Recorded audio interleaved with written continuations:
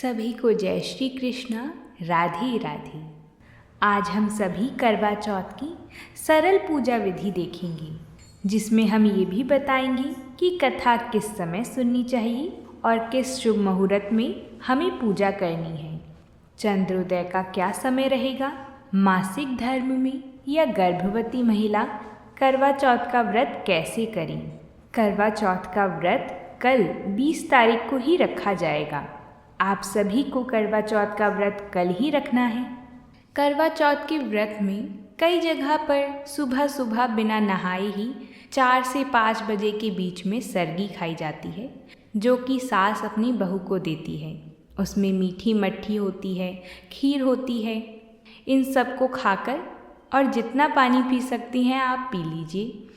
और सूर्य उदय होने के बाद आपको कुछ भी नहीं खाना है, क्योंकि करवा चौथ का व्रत निर्जला रखा जाता है। इसमें ना ही तो पानी पिया जाता है और ना ही कुछ खाया जाता है।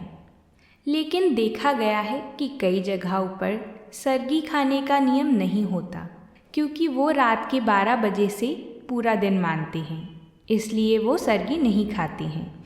अगर आपके यहाँ सरगी खाई जाती है तो आप बिना नहाए सरगी खा सकते हैं, लेकिन याद रखें कि सरगी को सूर्योदय से पहले खानी है, यानी कि 4 से 5 बजे के बीच में।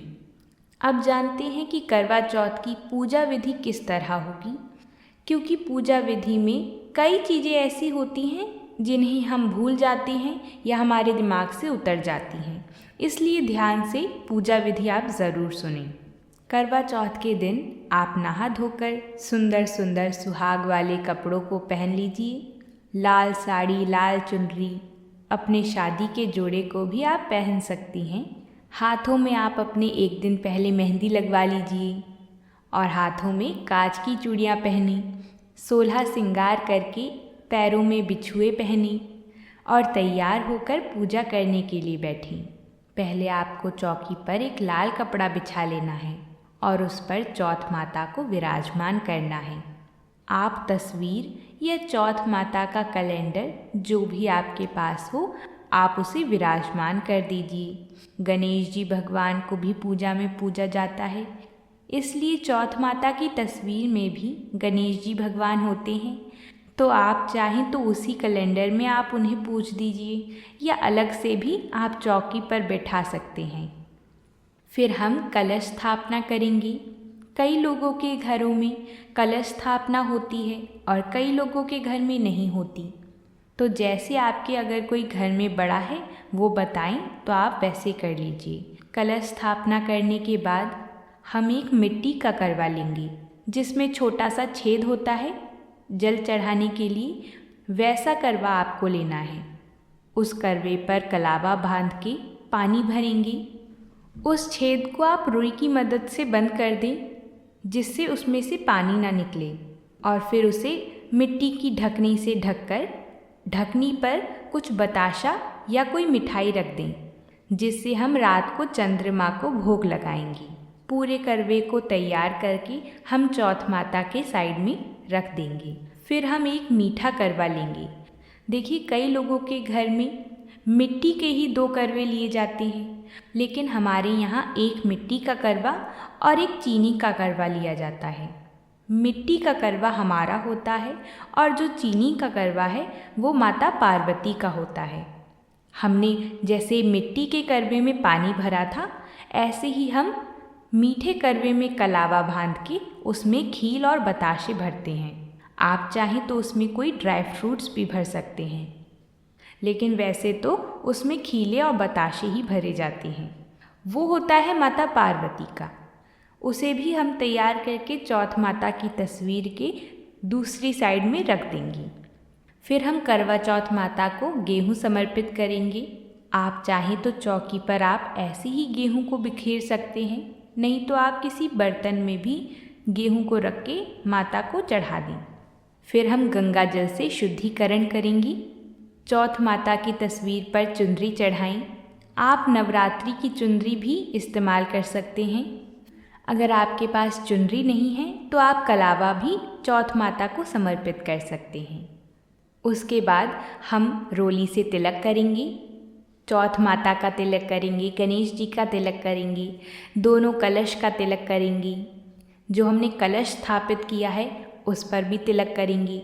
फिर तिलक करके हम अक्षत को भी समर्पित करेंगे, चावलों को भी समर्पित करेंगे।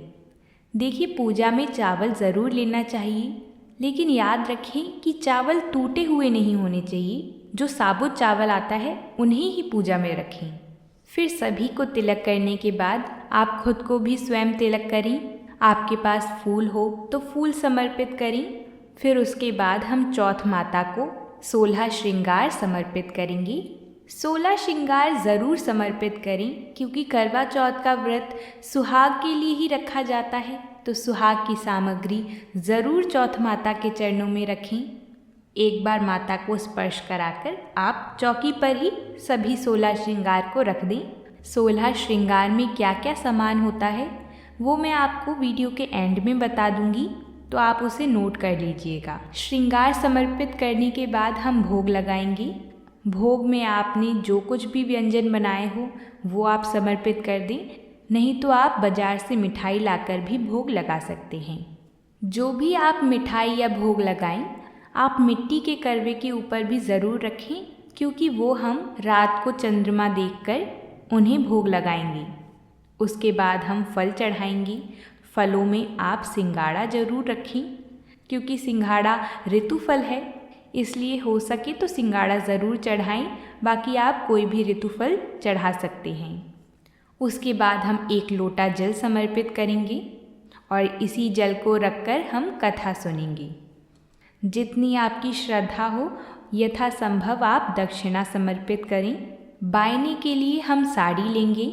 साड़ी या सूट आप कुछ भी ले सकते हैं। और कुछ श्रृंगार का सामान, ये श्रृंगार का सामान हम बायने के तौर पर रख रहे हैं, जिसे हम पूजा के बाद अपनी सास को दे देंगे। अगर आपके सास नहीं है तो आप जेठानी या नंद को भी दे सकते हैं, या फिर आप मंदिर में जाके पंडिताइन को भी ये बायना दे सकते हैं। बायने में श्रृंगार का सामान ज़रूर रखें, और जो श्रृंगार आपने चौथ माता को समर्पित किया है उस श्रृंगार को आप स्वयं इस्तेमाल करें, माता का आशीर्वाद समझ के। जो आपने दक्षिणा चढ़ाई है वो ही आप बायने में रख के दे दें, और आप जिस किसी को भी बायना दें उसके पैर अवश्य छुएं। फिर इसके बाद हम वो पानी का लोटा जो रखा था उसको रख के हम कथा सुनेंगे। आप चाहें तो अपनी चौकी के पास ही कथा सुन सकते हैं, नहीं तो आप किसी के साथ कथा सुनना चाहते हैं तो आप अपनी सखी सहेलियों के साथ भी कथा सुन सकते हैं। करवा चौथ के व्रत में कथा अवश्य सुनें, क्योंकि करवा चौथ का व्रत तभी पूर्ण माना जाता है जब करवा चौथ की कथा सुन ली जाती है। कथा सुनने के लिए हाथ में आप गेहूं के दाने या चाहे तो चावल के दाने भी रख सकते हैं और उनको हाथ में रख के कथा सुनें। हम भी करवा चौथ की कथा सुनाते हैं। आपको करवा चौथ के दिन हमारे चैनल पर कथा मिल जाएगी, इसलिए हमारे चैनल को लाइक एंड सब्सक्राइब ज़रूर कर लें। नहीं तो आप किसी मंदिर में जाके भी कथा सुन सकते हैं, या आपके आस पड़ोस में जितनी भी महिलाएं हैं उनके साथ भी आप कथा सुन सकते हैं। कथा सुनने के बाद जो आपने अनाज के दाने लिए थे उनमें से कुछ दाने आप उसी पानी के लोटे में डाल दीजिए, और बाकी के दाने आप अपने पल्लू में बांध लीजिए, क्योंकि जब हम रात को चंद्रमा देखेंगे तब हम इन्हीं दानों से चंद्रमा को अर्घ देंगे। उसके बाद आप जिस छलनी से चंद्रमा देखेंगे उसे भी चौकी के पास रख लीजिए। ज़रूरी नहीं है कि छलनी भी नहीं हो, अगर आपके पास पिछले साल की छलनी है तो उसे भी आप पूजा में इस्तेमाल कर सकते हैं। कथा सुनने के बाद आरती करें। आरती के लिए आप चाहें तो कपूर जला सकते हैं, नहीं तो आप एक अलग से घी का दीपक जलाएं और उससे आरती करें। अगर आपको आरती आती है तो आप आरती कर लें, अगर नहीं आती है तो आप दीपक को 7 बार घुमाकर भी रख दें।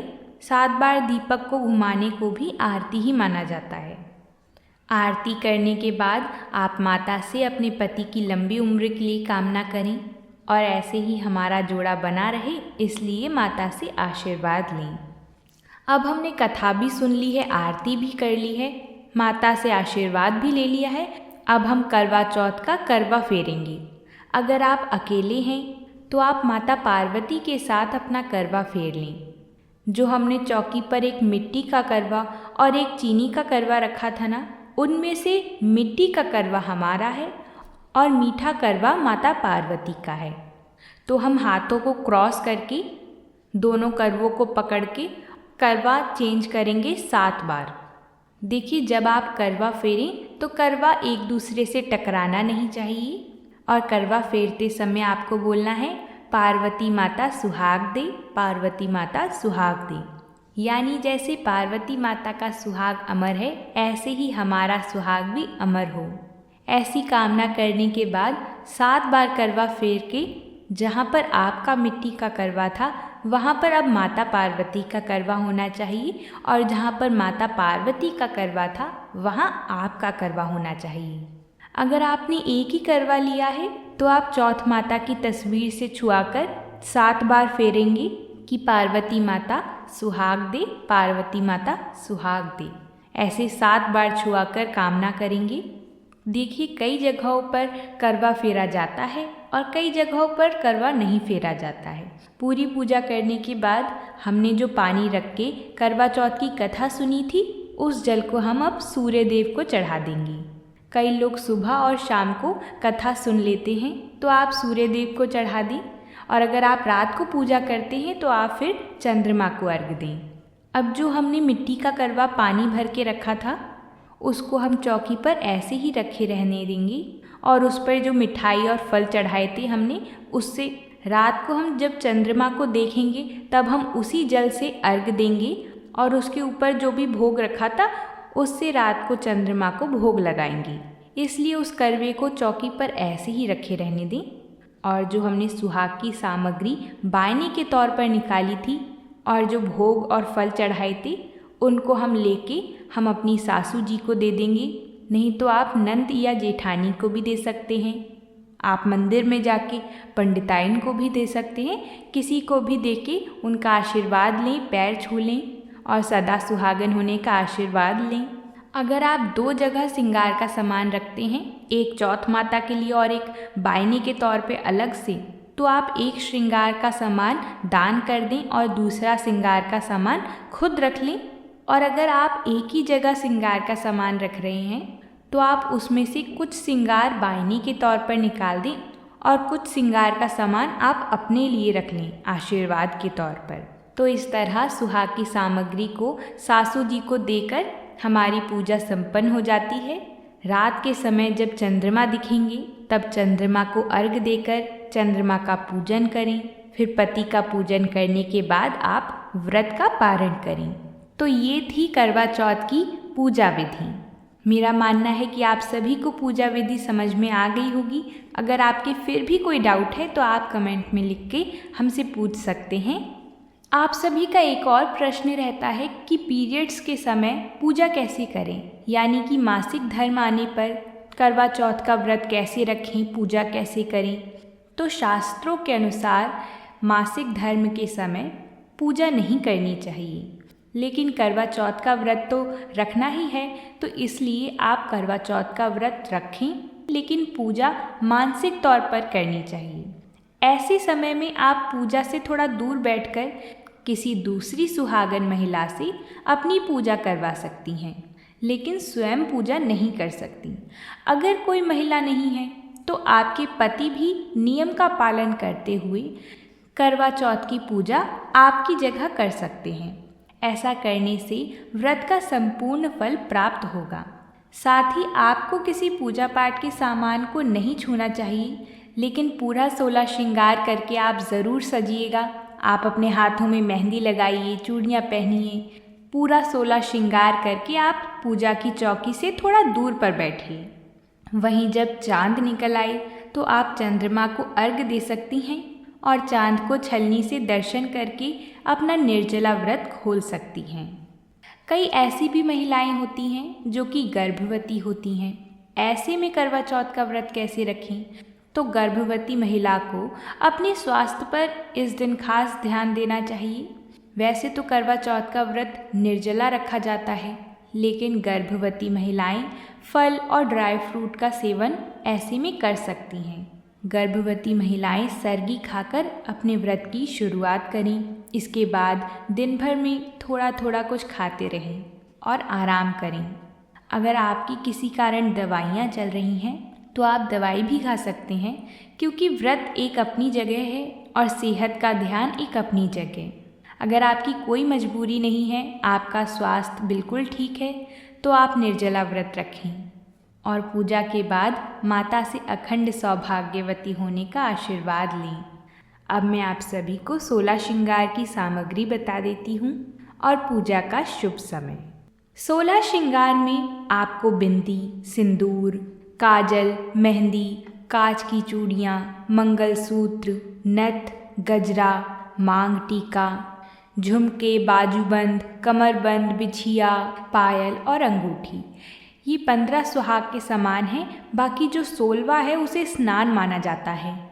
स्नान के बाद ही सुहाग की सभी वस्तुएं धारण की जाती हैं, इसलिए स्नान को भी सुहाग की सामग्री में गिना जाता है।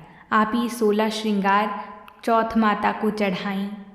इनमें से कुछ सुहाग का सामान, जैसे कि 5 या 7 सुहाग का सामान, वायने के तौर पे दे दें। इस साल 20 अक्टूबर रविवार के दिन करवा चौथ का व्रत रखा जाएगा। इस बार कार्तिक कृष्ण चतुर्थी तिथि 20 अक्टूबर को सुबह 6:46 से लेकर 21 अक्टूबर सोमवार को सुबह 4:16 तक रहेगा। इस बार करवा चौथ की पूजा का शुभ मुहूर्त 20 अक्टूबर को शाम 5:46 से शुरू है, जो कि शाम 7:02 तक रहेगा। करवा चौथ के दिन चंद्रोदय का समय रहेगा शाम 7:55 का। चंद्रोदय के बाद ही आप चंद्रमा को अर्घ्य दे सकते हैं और अपने व्रत का पारण कर सकते हैं। करवा चौथ के दिन ब्रह्म मुहूर्त रहेगा 4:44 से लेकर 5:35 तक। अभिजीत मुहूर्त रहेगा सुबह 11:43 से दोपहर 12:28 तक। इस दिन गोधूली मुहूर्त रहेगा शाम 5:46 से शाम 6:11 तक। निशिता काल देखें तो रात के 11:41 से लेके रात के 12:31 तक का। तो इस तरह हमने आपको शुभ मुहूर्त भी बता दिया, पूजा विधि भी बता दी।